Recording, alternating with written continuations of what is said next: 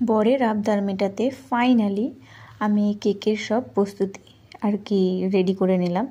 একটা gas on করে একটা গামলায় আমি বালি রেখে দিয়েছি, ওর মধ্যে স্ট্যান্ড বসিয়ে দিয়েছি। দেওয়ার আমি ড্রাই ফ্রুটগুলো সব কেটে রেখে দিয়েছি এবং কমলা লেবু 1 গ্লাস আর কি কাচের গ্লাসে হয়েছে, তো সেটা 4টে প্রায় লেবু আমি রস করে রেখেছিলাম আগে থাকতে। ওর মধ্যে ময়দা আস্তে আস্তে করে 2 কাপ মতন আমি মিশিয়ে নিয়েছি এবং মিশিয়ে নেওয়ার পরে মনে হলো যে একটু টাইট হয়ে গেছে, সেই কারণে আমি দুধ ইউজ করেছি নর্মাল টেম্পারেচারে, রুম টেম্পারেচারে নর্মাল দুধ আমি ইউজ করেছি জাল দেওয়া। তো এরপরে আমি চিনি ডাস্ট করে নিয়েছি, সেই চিনিটা দিয়ে দিয়েছি আগে বেকিং পাউডার আর টেস্ট হওয়ার জন্য আমুল দুধ দিয়ে দিয়েছি একটা, আমুল দুধের 10 টাকার একটা প্যাকেট। এর মধ্যে এগুলো সব মিক্স হয়ে যাওয়ার পরে দিয়ে দিলাম ভ্যানিলা এসেন্স আর ছোট চা কাপের 1 কাপ তেল।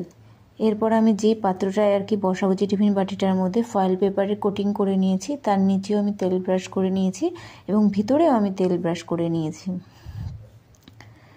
নেওয়ার পরে আমি একটু ময়দা ছিটিয়ে নিলাম যাতে কেকটা খুব সুন্দর ভালোভাবে বেরিয়ে আসে।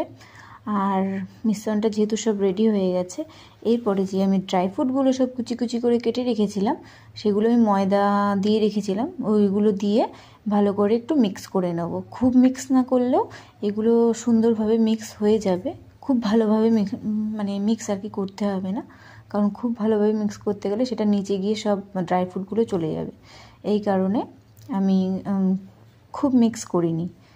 তো যেই পাত্রটায় আর কি বসাবো সেটার মধ্যে ঢেলে নিয়ে ভালো করে ট্যাপ করে নিলাম যাতে বাবলসগুলো বাইরে বেরিয়ে আসে। আর কিছু ড্রাই ফ্রুট আমি রেখে দিয়েছিলাম যাতে উপরে ডেকোরেট করা যায়, তো সেই কারণেই আমি ডেকোরেটগুলো আর কি করে নিচ্ছি আর কি।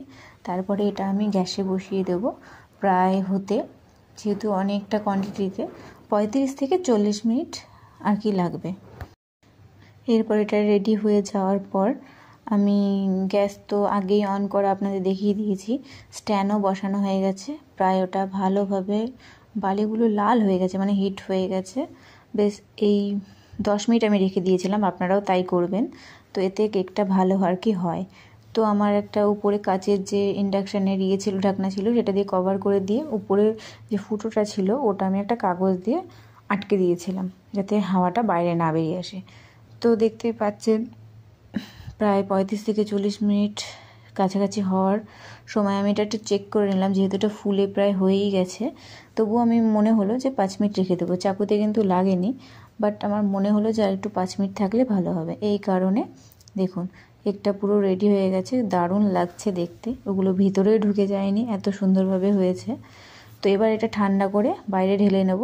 তো আপনারাও যদি এরকম হোমমেড কেক খেতে পছন্দ করেন তো অবশ্যই ঝটপট বানিয়ে নিন রেসিপিটি দেখে। আর ভিডিওটি ভালো লাগলে অবশ্যই লাইক কমেন্ট শেয়ার করতে ভুলবেন না। এরকম নিত্য নতুন ভিডিও পেতে হলে চ্যানেলটি লাইক করে অবশ্যই একটা ফলো করে রাখবেন। তো সবাই ভালো থাকবেন, সুস্থ থাকবেন এই কামনা করে আবার দেখা হবে নেক্সট কোনো ভিডিওতে। ধন্যবাদ।